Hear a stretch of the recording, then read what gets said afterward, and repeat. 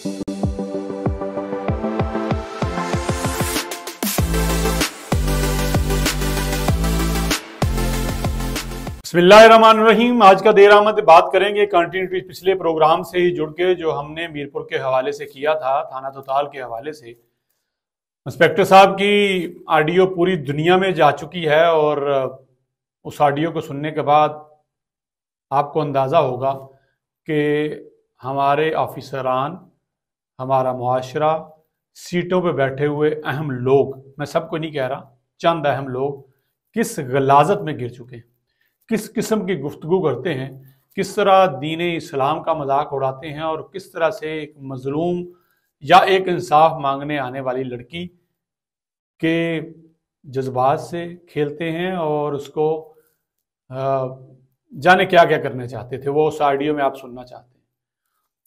SHO साहब की audio सुनते हुए अंदाज़ा हुआ कि कश्मीर के अंदर क्या हो रहा है। कश्मीर वो खित्ता है कश्मीर जहाँ के बारे में हम यहाँ पंजाब में या इस्लामाबाद में, सिंध में, बलूचिस्तान में बैठ के मिसालें देते हैं कि वहाँ की पुलिस इतनी अच्छी है कि कभी शायद उनको गन की ज़रूरत नहीं पड़ी।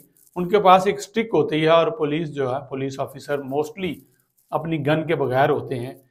वहाँ पे इतनी सहूलतें मैसर नहीं, लेकिन इसके बावजूद अखलाकी तौर पर कश्मीरी लोग जो हैं, वहाँ पे बसने वाले लोग जो हैं, इंक्लूडिंग उनके जो ऑफिसरान हैं, वो इतने बेहतर हैं कि इस किस्म के अखलाकी जराइम या दूसरे जराइम वो कम नज़र आते हैं, जिसके लिए पुलिस को शायद अफर्ड करनी पड़े।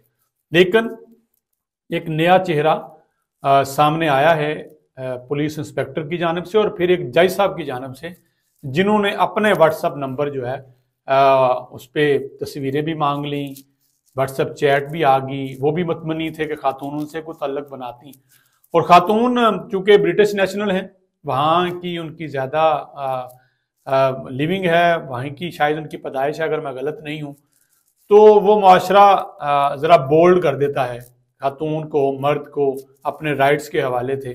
यहाँ पे अगर कोई खातून खुदा न खास्ता ऐसा होती तो शायद घर वाले, बरादरी के डर से या कोई और एक मोहल्लेदारी के डर से वो खामोश हो जाती और इस जुल्म को, इस बदकिरदारी को, इस बदनुमा लोगों को सह जाती। लेकिन वो वहाँ से थी, बोल्ड थी, उसने बड़े तरीके से पूरे सिस्टम को एक्सपोज किया और उसने तो एक्सपोज करना ही करना था। लेकिन उसके बाद जो वो गुफ्तगू में इंस्पेक्टर चौधरी नान साहब जो हैं वो एक्सपोज कर रहे हैं, वो है असल पाकिस्तान का, तो चलें बहुत सी स्टोरीज आ रही होती हैं, वो है असल कश्मीर के मीरपुर के अंदर हर किस्म की वो सहूलत मौजूद है जिसके लिए आप यूरोप की बातें करते हैं, आप दुबई की बातें करते हैं, आप किसी भी, आप थाईलैंड की, मैं कहता हूँ, वहाँ की बातें करते हैं।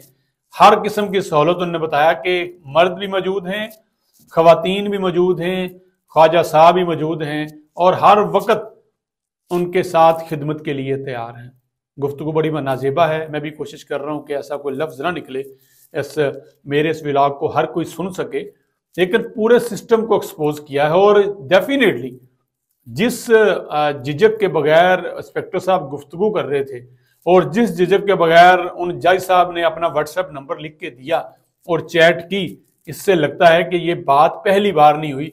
इससे पहले भी बहुत सी खवातीन इस किस्म की ज्यादती का शिकार हुई होंगी या उनको सामना करना पड़ा होगा। एक और खातून भी सामने आई हैं, उन्होंने DSP साहब के बारे में बात की है कि उन्होंने उसको ऑफर की कि अगर तुम अपना केस हल कराना चाहती हो तो मेरे साथ आपको लिविंग में आना होगा, मेरे साथ ताल्लुकात बनाने होंगे।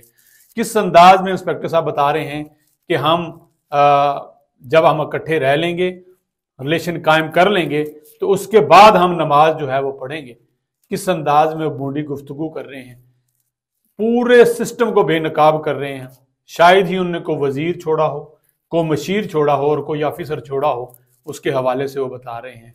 और बता रहे हैं कि मीरपुर शहर के अंदर, चूंकि बात मीरपुर की है तो हम वहीं तक रहते हैं, क्या क्या हो रहा है। वजीर आज़म अनवारुल हक ने भी इस पर बात की है। उन्होंने बताया है कि सिस्टम मजबूत है,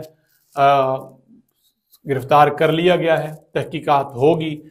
तहकीकात, अभी तक की जो तहकीकात है और जो बात सामने आ रही है, लग रहा है कि सजा भी होगी और नौकरी से भी जाएंगे। लेकिन क्या ये पहली बार था? क्या मुतलका ऑफिसरान को इस हवाले से नहीं पता था? ये जो बड़े बड़े ऑफिसरान हैं, जिनका काम डिसिप्लिन को देखना है, जिनका काम इंसाफ फराहम करना है, जिन जजेस का काम इंसाफ फराहम करना है, जब वो इस किस्म की सूरत हाल से फैज़याब हो रहे हों तो इंसाफ किसने देना है? और सच बात यही है कि हमारी अशराफिया और ऑफिसरान जिनके पास इख्तियार है, अवामी इख्तियार, वो किसी ना किसी गंदगी में ज़रूर हैं। हाँ, किसी पे पर्दापोशी है, कोई छुपा हुआ है। मैं हमेशा कहता हूँ बचा हुआ वही है जिसका अभी तक कोई ऐब खुला नहीं। जो ही उसका सामने आता है तो पता चलता है कि ये बज़ाहिर हो रहे हैं और देखने में हो रहे हैं।